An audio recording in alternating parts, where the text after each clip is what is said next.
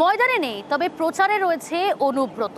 কেষ্ট কথা দেওয়ালে দেওয়ালে, অর্থাৎ অনুব্রত মণ্ডল তার প্রচার, অর্থাৎ তার যে ব্যাপ্তি তা নতুন করে বলার অপেক্ষা রাখে না, গোটা বীরভূম জুড়ে দেওয়ালে দেওয়ালে তার নামে, তার বিভিন্ন স্লোগানকে সামনে এনেই কিন্তু দেওয়াল লিখন চলছে প্রার্থীর নামে।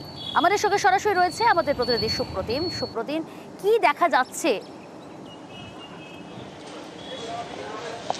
দেখো, সেটা হচ্ছে যে অনুব্রত মণ্ডল তিহারে রয়েছে, কিন্তু বিজেপি এবং তৃণমূল দুজনেরই দেওয়ালে কিন্তু অনুব্রত মণ্ডল প্রাধান্য পাচ্ছে। কেন?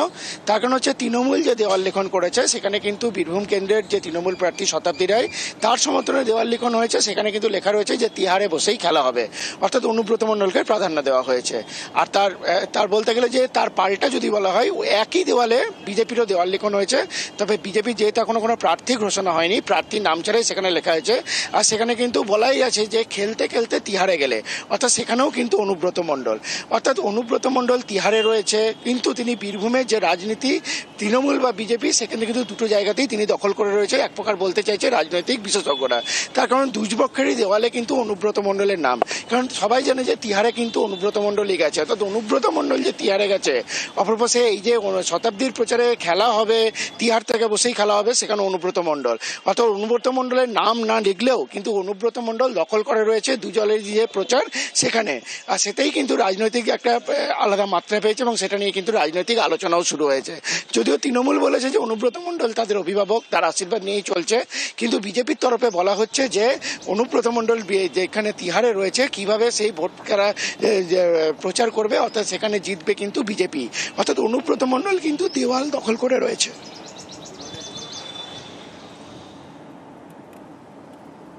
বেশ, ধন্যবাদ সুপ্রতিম।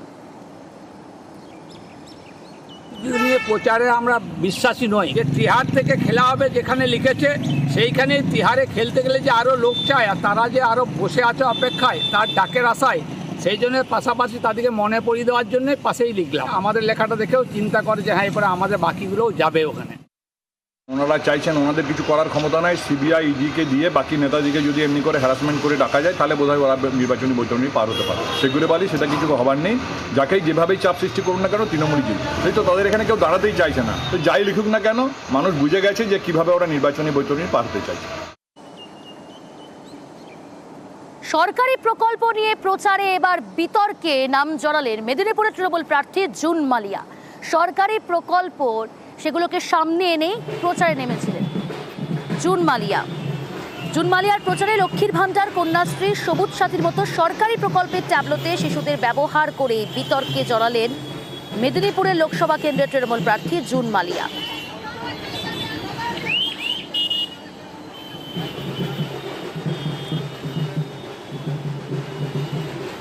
আমাদের সঙ্গে সরাসরি রয়েছে আমাদের প্রতিনিধি শোভন।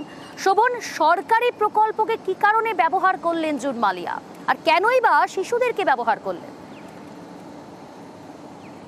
একদমই এই বিতর্কই শুরু হয়েছে মেদিনীপুর শহর জুড়ে। কারণ হচ্ছে আজকে মেদিনীপুর শহরে প্রচারে নেমেছিলেন মেদিনীপুর লোকসভা কেন্দ্রের তৃণমূলের যিনি প্রার্থী আছেন জুন মালিয়া, এবং তিনি মেদিনীপুর শহরের বটতলা কালী মন্দিরে পুজো দেন এবং সেখানেই লক্ষ্য করা যায় তার যে প্রচারের ট্যাবলো, সেই ট্যাবলোতে কিন্তু সরকারি যে প্রকল্প রয়েছে, অর্থাৎ কন্যাশ্রী, সবুজ সাথী, এইসব প্রকল্পে, লক্ষ্মীর ভাণ্ডার, এইসব প্রকল্পে যেমন ট্যাবলো ব্যবহার করা হয়েছে এবং সেই ট্যাবলোতে কিন্তু শিশুদের ব্যবহার করা হয়েছে।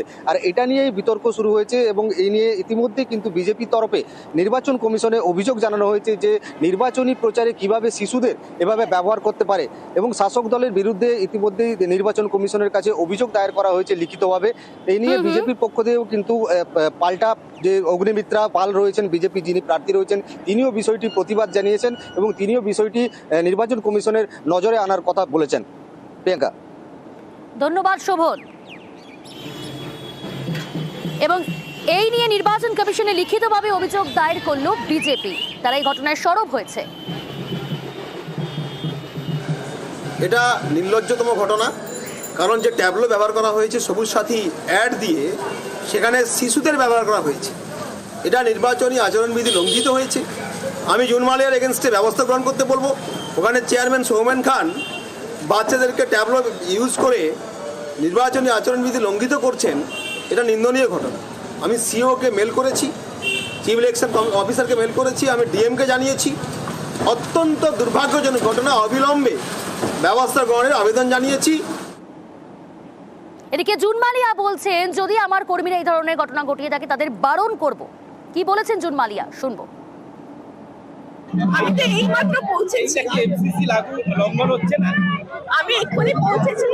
যদি শিশুদের হাতে কিছু দেওয়া হয় তাহলে আমি রিকোয়েস্ট করবো আমার পার্টির মহিলাদেরকে যে ইমিডিয়েটলি সেগুলো ওনাদের হাত থেকে তুলে নেওয়া। একটু নজর রাখি চন্দ্রকোনার দিকে।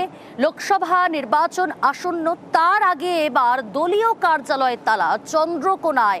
সেখানে দলীয় কার্যালয়ের তালা, কল্লা গ্রামের তৃণমূলের পার্টি অফিসে তালা। গোষ্ঠীদ্বন্দ্বের জেরে তৃণমূলের পার্টি অফিস বন্ধের অভিযোগ। এই কার্যালয় না খুললে লোকসভা নির্বাচনে প্রভাব পড়বে বলেই মনে করছেন এলাকার তৃণমূলের নেতা কর্মীরা। সরাসরি রয়েছে আমাদের সঙ্গে প্রতিনিধি সুকান্ত। সুকান্ত, এই জায়গা থেকে জানার চেষ্টা করব ঠিক কি অভিযোগ এবং কি গোষ্ঠীদ্বন্দ্ব সামনে আসছে এখনো পর্যন্ত। দেখো প্রিয়াঙ্কা, অঞ্চল সভাপতি এবং অঞ্চল সহসভাপতি তাদের মধ্যে দ্বন্দ্ব, আর সেই দ্বন্দ্বের জেরে তৃণমূল কর্মীরা একে অপরের বিরুদ্ধে অভিযোগ তুলে তারা দলীয় কার্যালয়ে চাবি দিয়েছে। ঘটনাটি পশ্চিম মেদিনীপুর জেলা চন্দ্রকোনা 2 নম্বর ব্লকের ভগবন্তপুর গ্রাম পঞ্চায়েতের কোল্লা বুথের ঘটনা। কোল্লা যে দলীয় কার্যালয়, সেই দলীয় কার্যালয়ে প্রায় 2023-এর যে পঞ্চায়েত নির্বাচন তারপর থেকেই তালা পড়ে রয়েছে এবং যার ফলেই অস্বস্তি বাড়িয়েছে তৃণমূলের। এলাকার মানুষের দাবি যে এই যে সামনে লোকসভা নির্বাচন, সেই নির্বাচনের আগে দলীয় কার্যালয় না খুললে তার প্রভাব পড়তে পারে লোকসভা নির্বাচনের ভোটে।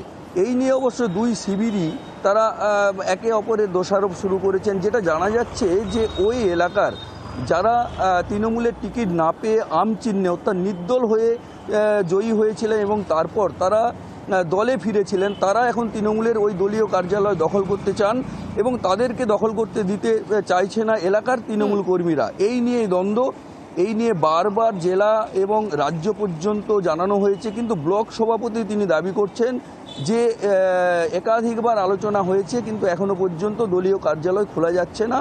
এতে তিনি জেলা নেতৃত্ব এবং রাজ্য নেতৃত্ব দৃষ্টি আকর্ষণ চেয়েছেন, কিন্তু অন্যরা অভিযোগ তুলছেন যে ব্লক সভাপতি এবং জেলা সভাপতির নিষ্ক্রিয়তার জন্যই এই দলীয় কার্যালয়ে তালা বন্ধ। ধন্যবাদ সুকান্ত। পার্টি অফিসটা খোলা যাচ্ছে না বলে পার্টির কাজকর্ম ওখানে আটকে আছে তা নয়। যারা পার্টি অফিস বন্ধর জন্য আগামী নির্বাচনে প্রভাব পড়ার কথা বলছে, তাদের হাতেই তো পার্টি অফিস খোলা ছিল পঞ্চায়েত ভোটে। পঞ্চায়েত নির্বাচনে আমাদের দল ওখানে হেরে গেল কেন? কিছু দুর্বৃত্ত এই ধরনের তৈরি করতে চাইছে, সেগুলো হয়তো একটা সুরাহা হবে, কিন্তু তার মানে এই নয় যে প্রভাব পড়বে নির্বাচন। বিরোধী পক্ষর কোনো জায়গা নেই। কেউ কেউ হয়তো বিরোধী পক্ষের লোকজন নিরুপায় হয়ে আমাদের দলে ঢুকে গিয়ে এই ধরনের কথা বলছে। এই কথাগুলোর কোনো গুরুত্ব নেই। নেতৃত্ব উপনেতৃত্বদের সঙ্গে আলোচনা করেছি, তারা তো আজ খেলবো কাল খেলবো খেলার কোনো গুরুত্বই নিচ্ছে না। এই পজিশনটা যদি খারাপ হয় তাহলে তো তৃণমূলের পজিশনটা গোটাটাই খারাপ হতে পারে। সেই জন্য আমরা অনেক চেষ্টা করেছি, ওখানে নেতৃত্বের সঙ্গে কথা বলেছি, কোনো নেতৃত্বের এতে গুরুত্ব আসেনি। ভিতরে ইন্ধন আছে হিরালাল, ব্লক সভাপতি, যেমন আমাদের কল্লার ভিতরে আছে নজিবুর রহমান, সিপিএমের একসময় ফার্মার ছিল। তৃণমূলের গোষ্ঠীদ্বন্দ্বের জন্যই বন্ধ আছে। পার্টি অফিসটা হেরে যাওয়া লোক কি করে চাইছে? পঞ্চায়েত সদস্যদের দিয়ে পার্টি অফিসটা পরিচালনা করা ঠিক না? যারা হেরে গেছে তারা নিজেদের স্বার্থে গ্রুপকে টিকিয়ে রাখার জন্য, নিজেদের টিকে থাকার জন্য তারা বলছে পার্টি অফিস না খুললে নির্বাচনে প্রভাব পড়বে। ওই পার্টি অফিস নিয়ে যেহেতু অশান্তি, লাইভ লসও হয়ে যেতে পারে, যেরকম একটা পরিস্থিতি তৈরি হয়েছিল, তাহলে ওই পার্টি অফিস বন্ধ থাক, যে যার জায়গায় বসে রাজনীতি করে লোকসভা নির্বাচনে তৃণমূল কংগ্রেসকে বিপুল ভোটে জয়যুক্ত করে 1%ও প্রভাব পড়বে।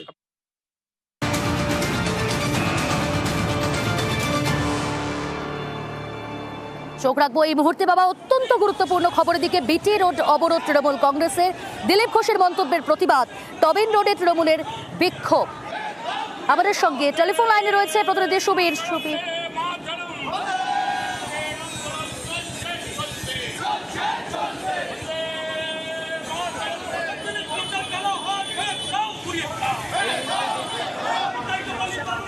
সুবীর, এখন কি পরিস্থিতি সেখানে? দেখো দিলীপ ঘোষ মমতা বন্দ্যোপাধ্যায় মুখ্যমন্ত্রী মমতা বন্দ্যোপাধ্যায়কে যে কুরুচিকর মন্তব্য করেছিল, সেই মন্তব্যের প্রতিবাদ দিয়ে বিক্ষোভ দেখালো মহানগর 17 নম্বর ওয়ার্ড তৃণমূল কংগ্রেসের তরফ থেকে। এবং তারা তৃণমূল কর্মী সমর্থক যারা রয়েছেন তারা কিন্তু বিচিত্র তামিল অবরোধ করে বিক্ষোভ দেখান এবং সেই জায়গা থেকে তাদের একটাই দাবি তুলছেন যে অবিলম্বে দিলীপ ঘোষকে গ্রেপ্তার করতে হবে এবং দিলীপ ঘোষকে এইভাবে একজন মহিলা মুখ্যমন্ত্রী, একজন মহিলাকে যেভাবে তিনি অপমান করেছেন, সেই জন্য কিন্তু দিলীপ ঘোষকে ক্ষমা চাইতে হবে। এই নিয়ে কিন্তু আজকে বিচি রোড তপিন রোডে কিন্তু তারা বিক্ষোভ দেখান এবং এই অবরোধ করেন এবং এই বিক্ষোভ প্রায় 20 মিনিট ধরে চলে এবং এই অবরোধকে কেন্দ্র করে কিন্তু এলাকাটা উত্তেজনা চলছে সেখানে। এই 10 মিনিট হয়েছে অবরোধ উঠেছে, বিক্ষোভ অবরোধ উঠেছে এবং মহানগর থানার পুলিশ এসে আশ্বাস দিলে কিন্তু তৃণমূল কংগ্রেস কর্মী সমর্থন তারা কিন্তু অবরোধ কিন্তু খুলে নেন বিচি রোড থেকে। বেশ, ধন্যবাদ সুবীর।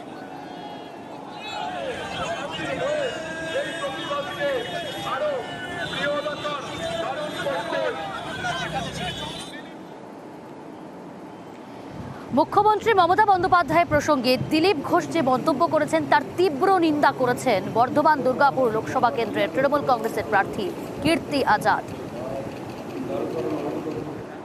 ये इनकी मानसिकता है, ये बेहुदापन है।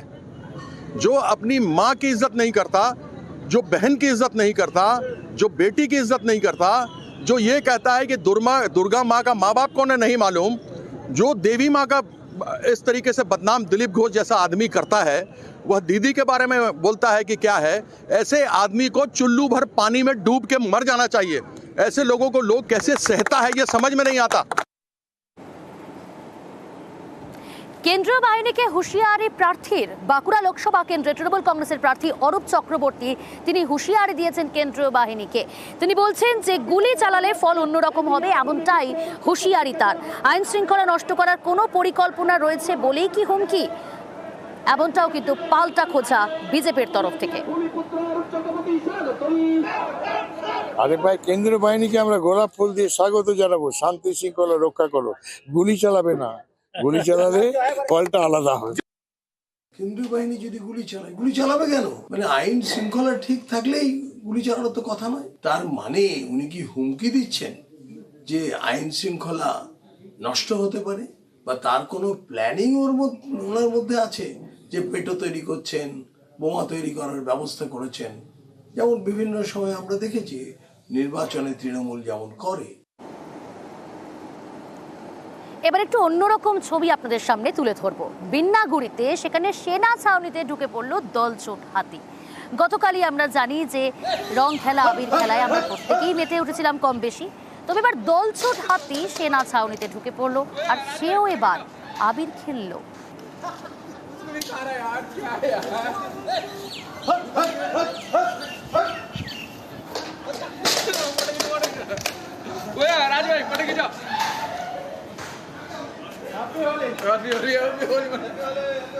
টেলিফোন লাইনে রয়েছে আমাদের প্রতিনিধি রকি।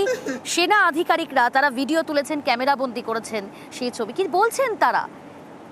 এই ছবিটা একেবারে বিরল, একদম বিরল ছবি। কারণ এভাবে কোনোদিনই বন্য কোনো পশুকে বা হাতিকে আবির খেলতে দেখা যায়নি। বিন্নাগুড়ি সেনা ছাউনি যে আবিরের রং নিয়ে খেলায় মাত্র দলছুট দাতাল হাতি, আর যাদেরকে রীতিমতো অবাক কিন্তু সেই সেনা ছাউনির কর্মরত যে জওয়ানরা রয়েছে তারা।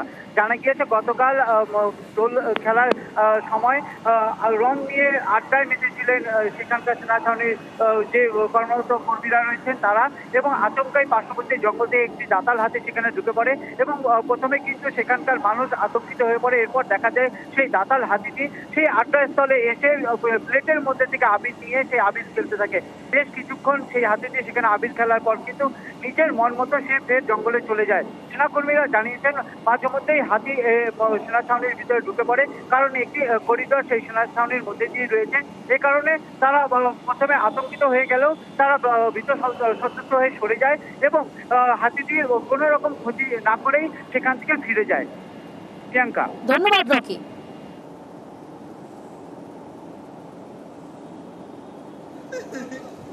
এবার যে খবরের দিকে আমরা নজর রাখবো, যে স্বামী শরণানন্দ প্রয়াত, গতকাল সন্ধেবেলাতেই জীবনাবসান হয় তার।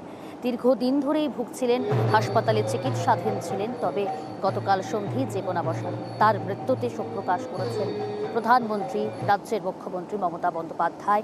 আজ রাতেই তার শেষকৃত্য সম্পন্ন হবে।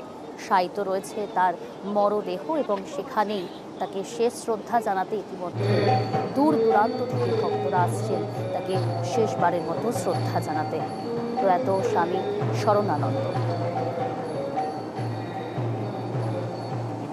সঙ্গের সঙ্গগুরু, তিনি পোশাকি ভাষায়, আবিধানিক ভাষায় রামকৃষ্ণ মঠ এর অধ্যক্ষ, রামকৃষ্ণ মিশনের সভাপতি, এবং সেটি সমস্ত পৃথিবী জুড়ে। তো সেই ক্ষেত্রে আমাদের সংঘ হচ্ছে খুব ডেমোক্রেটিক সংঘ, গণতান্ত্রিক সংঘ। এখানে মূলত অচি পরিষদ এবং পরিচালন সমিতি প্যানেল তৈরি করেন, কিন্তু শিলমোহর দেন আমাদের সে সমস্ত সাধু ভাইরা যারা অন্তপক্ষে 20 বছর 30 বছর এর সঙ্গে আছে। এবং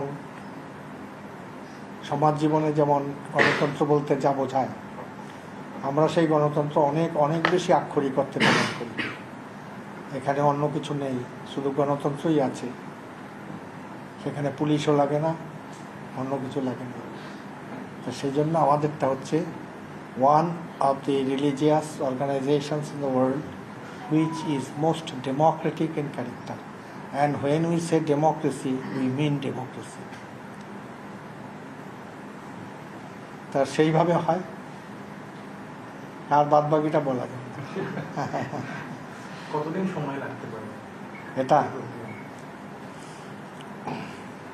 1 মাস তো লাগবে, 1 মাস লাগবে। কিন্তু প্রেসিডেন্টের যে আসন সেটা খালি থাকে না, প্রেসিডেন্টের আসনে ভ্যাকেন্সি থাকতে পারে না। সেখানে একজন ইন্টারিম প্রেসিডেন্ট করা হয়।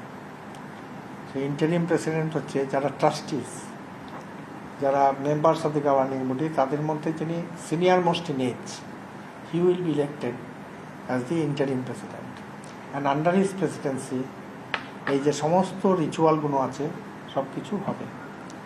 তারপরে যেরকম বললাম গণতান্ত্রিক পদ্ধতিতে নির্বাচিত হবেন, তিনি ঠাকুরের প্রতিনিধি, তিনি নির্বাচিত হবেন। তো এই পুরো এক্সারসাইজ 1 মাস লাগবে।